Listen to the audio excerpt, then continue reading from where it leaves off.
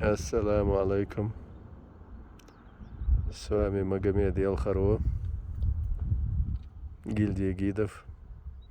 Я нахожусь в Макажойском ущелье Чеченской Республики. Вот там за не то что перевалом, вот там вот между лесистым склоном на нашей стороне находится город-музей Хой.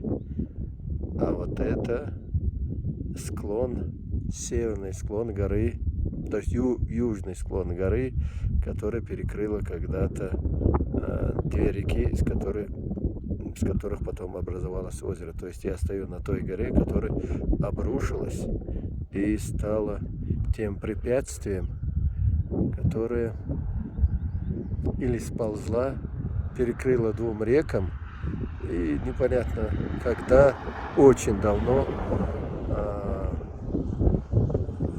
гора сошла, перекрыла двум речкам выход сюда, в это ущелье, и образовалось горное озеро Казиной. Вот эта дорога на Макажой. Там несколько человек все-таки поселились. А то, что мы видим, это террасное земледелие. Ну, что такое террасное земледелие? Это парень берет кирку, лопату, кувалду и срезает верхушки. И не просто верхушки, а срезает, вот я сейчас вам покажу, увеличив. Вон там, вот видите? И вырезает ровные площадки, чтобы вода не смывала чернозем. А на самом деле чернозема там нет, там скальная порода. То есть вырезал ты эту площадку, потом ты еще должен принести туда землю. Земля — это, конечно, отходы животного производства, то есть отходы животных. И вот так вот эти кусочки земли, созданные руками, поднимаются аж до неба. Видите, потом они спускаются с этого хребта. Потом они вон там, вот дальше продолжаются. Но это не одна сотня лет, и я думаю, даже не 1000 лет. Больше здесь людей жило, и таким образом они обустраивали эту землю.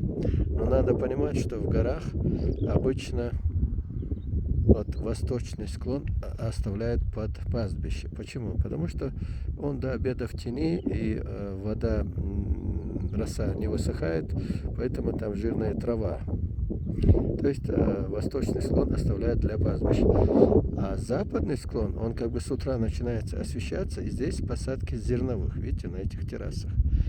Поэтому все логично. Здесь зерновые, потому что для зерна, для кукурузы нужно солнце.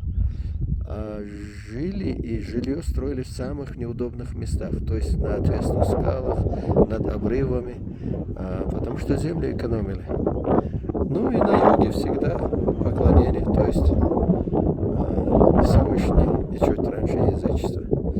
Но вот такая вот великолепная история, когда люди не мешают природе, а сосуществуют с ней. То есть они используют все ее особенности для того, чтобы очень плодотворно и результативно прожить свою жизнь. Макажой, Чечения.